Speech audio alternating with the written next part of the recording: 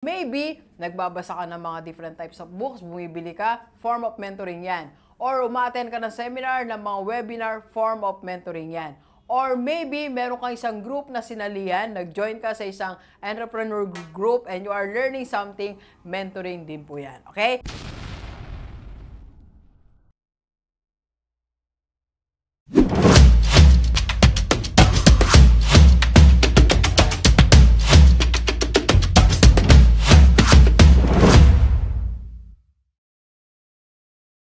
Okay, maybe it's time to have high-level mentoring sa business mo. Let's go, let's go. Okay, so define muna natin, ano ba ibig sabihin ng high-level mentoring? Ito yung meron ka talagang mentor, meron ka talagang coach, one-on-one. You are paying para magkaroon kang mentor or meron kang kausap na kakilala, kaibigan na mas mataas ang achievement sa'yo of the same field, yan, high-level mentoring yan. Or maybe you are reading different books or ma-attend ka ng mga seminars. So, yan yung mga mentoring programs. Okay? So, maybe you need high-level mentoring sa business mo.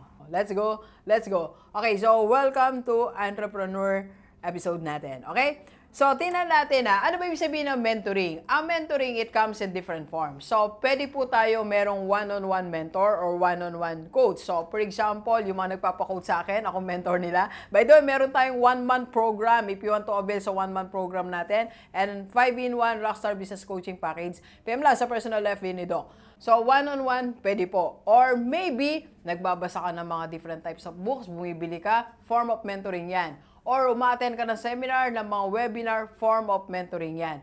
Or maybe, meron kang isang group na sinalihan, nag-join ka sa isang entrepreneur group and you are learning something, mentoring din po yan. Okay? Now, the question is, kailan nga ba tayo dapat mag-shift na ng high level? Alam niyo sa journey natin as a business owner, as an entrepreneur, kailangan tinitingnan din natin, chine-check na rin natin ang ating mentoring program. Dapat pinag-isipan na natin na fit pa ba ako dito? Para sa akin pa ba itong level na to? So, dapat tumataas ang level of mentoring program natin. Okay? So, ito yung mga situations na dapat high level ang mentoring program mo. Okay? So, first, when your business is starting to earn profit. Yan. So, pag kumikita-kita na tayo, pag meron nang natitira sa atin, pag meron na tayong profit, kailangan na natin ang high-level mentoring. Kasi pag dumami na ang profit mo, kailangan alam mo na what are going to do with that income or with your revenue. Okay? And next, pag ang business mo nasa 3 to 5 years na, so kailangan ibang level na, di ba? Kailangan tumataas din ng level ng ating negosyo. Either in the product or services na ino-offer mo, or nag-change ka na ng location, o meron ka na ibang mga plans, okay? And when you are about to expand your business, maybe time na para mag-branch ka, or maybe time na para ipa-franchise mo yung business mo. So you need high-level mentoring, alright? So, kailan ba natin masasabi na ang mentoring natin ay high level na? First, pag ang mga naririnig natin, natututunan natin, is not only about technical, but also about relationship. Pag building relationship na, that's high level mentoring. Kasi sa simula ng negosyo natin, puro technical. Ang dami nating aralin. I remember when I started IMG, sa financial industry, ang dami ko ring inaral na technical terms. Okay? Kasi nag-i-start ako. Pero ngayon, ilang taon na tayo? More than 3 years. So, ibang level na dinidiscuss sa akin ng mga mentors ko. It's about building relationship. Okay? So, second, kailan natin malalaman na high level ang mentoring? It's not only learning what to do, but also learning or hearing what not to do. High level na yan. Alam niyo, pag sinasabi sa atin or binibigyan tayo instruction na you have to do this, steps 1 to 10, activity 1 to 10, first level of mentoring pa yan. Pero pag sinabihan na tayo o narinig mo na that you don't have to do these things, 3 things, 5 things, 10 things na hindi mo dapat gawin, high level na yan. Kasi nadidiscern mo na, meron ng malalim na analysis na ito pala, hindi ko siya kayang gawin. Naalala mo nung nagsimula kang magnegosyo, di ba puro sinusulat natin what to do, what are your activities? Tama po. Ngayon, nasa next level na negosyo natin, ilista natin what are the things that you should not be doing. Okay? And last po, pero bago yan, magkape muna tayo. Kape po tayo.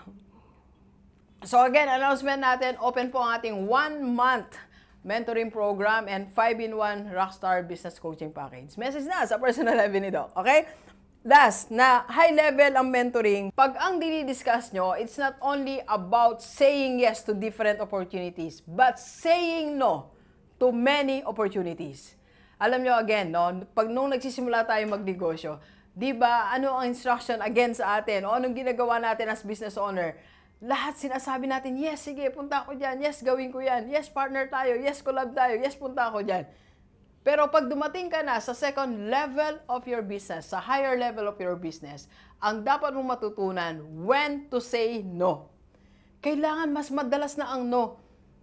Para hindi tayo ma-sidetrack, para hindi tayo maligaw kung saan talaga papunta ang business mo. Sabi ko kasi isa kong kinotes kahapon, nag-coach ako, nagpunta siya dito from Cavite. Sabi ko, you go back to your first love.